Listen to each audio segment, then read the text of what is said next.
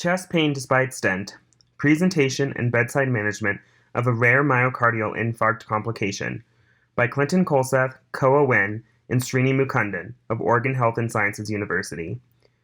Post-myocardial infarct ventricular septal rupture occurs in less than 1% of all cases.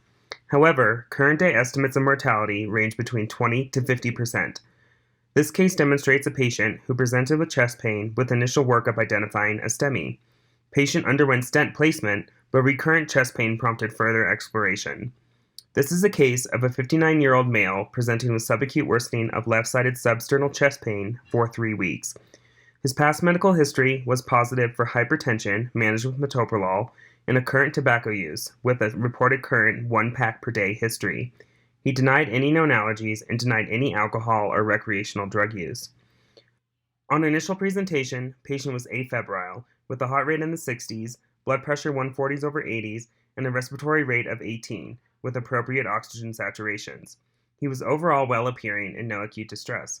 His cardiovascular exam demonstrated a regular rate and rhythm with no appreciable S3 or S4. However, there was a harsh 2 out of 6 holosystolic murmur, heard best over the apex, with no appreciable radiation to the left axilla or carotid arteries.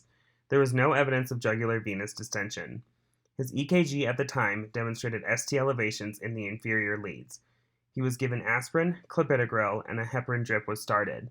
A code STEMI was activated, and patient was urgently brought to the cath lab for reperfusion. Coronary angiogram demonstrated a near-complete occlusion of the right coronary artery. Thus, a drug-eluting stent was placed. After the procedure, the patient continued to complain of chest pain and nausea. A formal echo was performed, which demonstrated a 2.5 centimeter ventricular septal rupture. Figure 1 demonstrates the ultrasound findings. Patient was transferred to the cardiovascular ICU for further management. In the ICU, initial labs demonstrated an acute kidney injury and an elevated lactate, concerning for shock secondary to hypoperfusion. An arterial line was placed and a sodium nitroprusside drip was initiated. Bedside ultrasound performed by the intensivist was used in conjunction with hemodynamic data to stabilize the patient. Figure 2 shows examples of the data collected using ultrasound to estimate the severity of the patient's cardiovascular shunt. Patient symptoms improved clinically, and improvement in the degree of left to right shunt was monitored by ultrasound.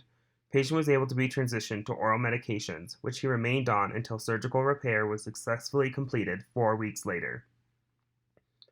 Due to rapid and emergent percutaneous intervention upon the discovery of an MI, the incidence of VSR has decreased dramatically.